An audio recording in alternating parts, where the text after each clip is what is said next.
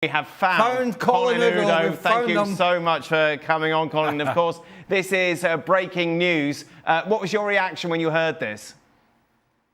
I think I had my jaw on the floor when I heard it. I was speechless. Absolutely unbelievable. Like, I think this, for me, this is the most disgraceful decision that CAF has ever taken in the history of that organization.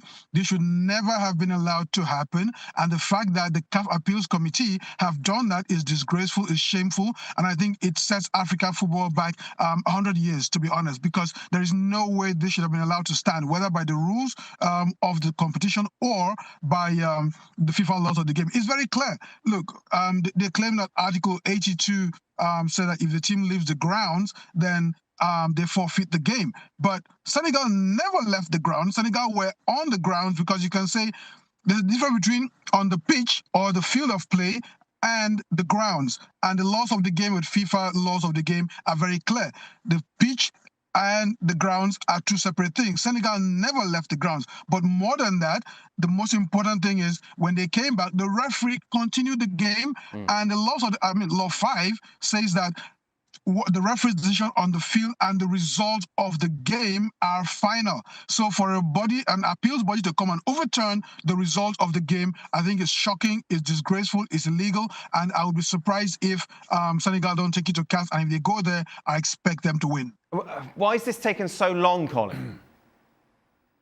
Well, they made a decision earlier, and then Morocco appealed.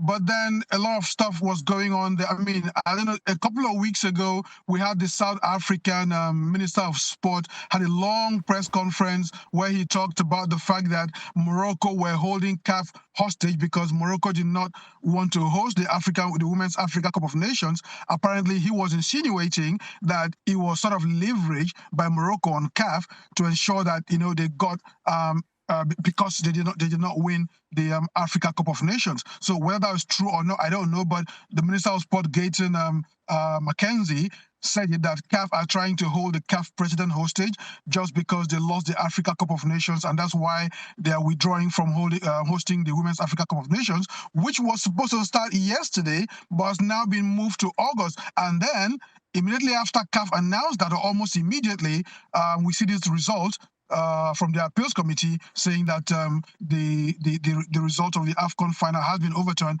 and Morocco declared winner. So, I mean, I can't say for sure if that's what happened, but the fact that it took so long and then all of this happening in quick succession, I think it's just a big problem for CAF. Wow.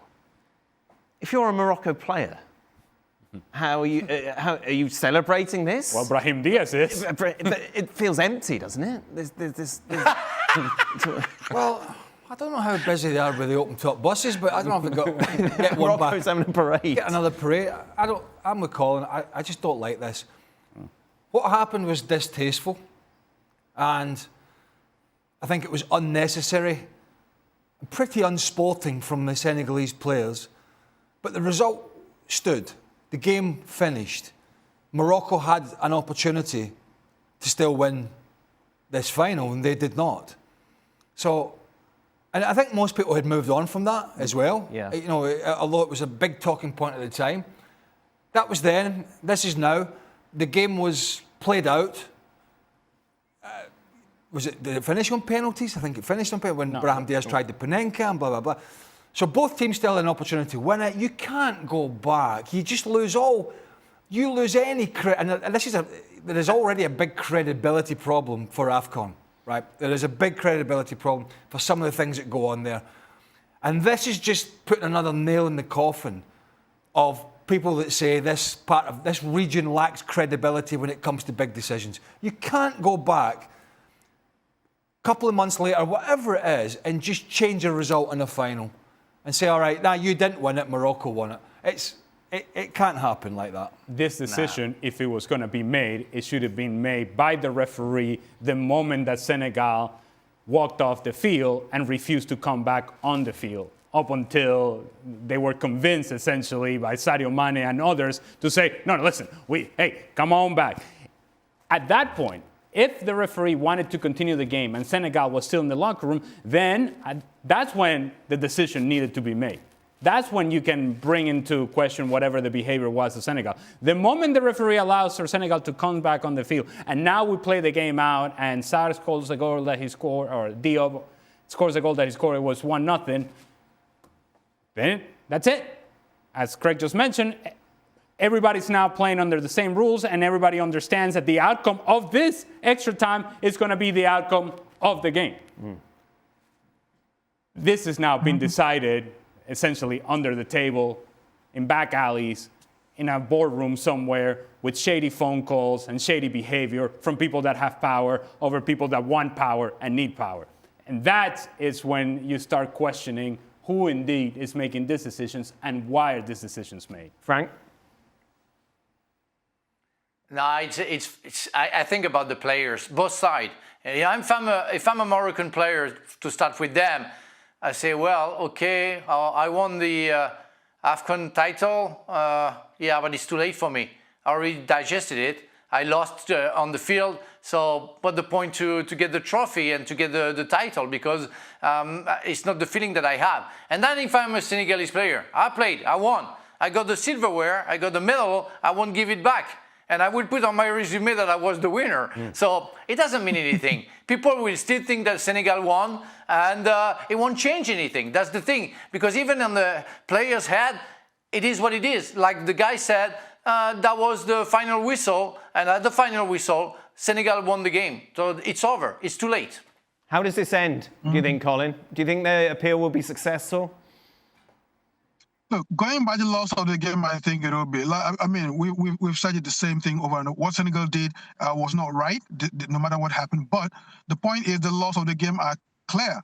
The referee's decision is final. If the referee, at the point that Senegal left the field and went to the dressing room, if he had ended the game there and then yes, Senegal would have forfeited. But Morocco came back. They had a chance to win the game. They played a penalty. They missed it.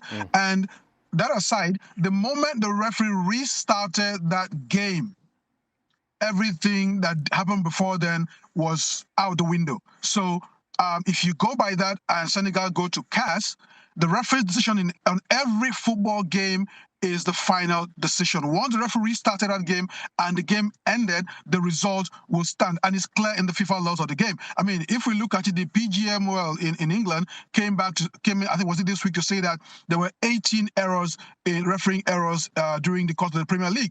None of those results have gone, nobody has gone back to overturn those results, even though admittedly there were errors. So the simple thing is cut and dried, black and white. Once the referee has ended the game, the result of that game must stand. So whatever CAF has done now, I think Senegal should go to CAS, and I think they'll win their appeal. Colin, I appreciate you very much for coming. Where were you driving? Anywhere exciting?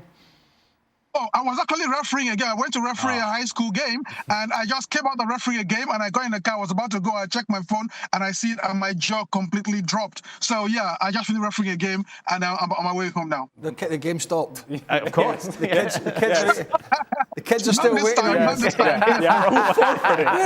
Where's the referee? He said he's going on ESPN. Colin, thank you so much, mate. Really appreciate it. A lot more on this on the latest edition of the Gav and Jules show, which will be available for you on Thursday. I'm sure Senegal is going to give back the team bonus, by the way.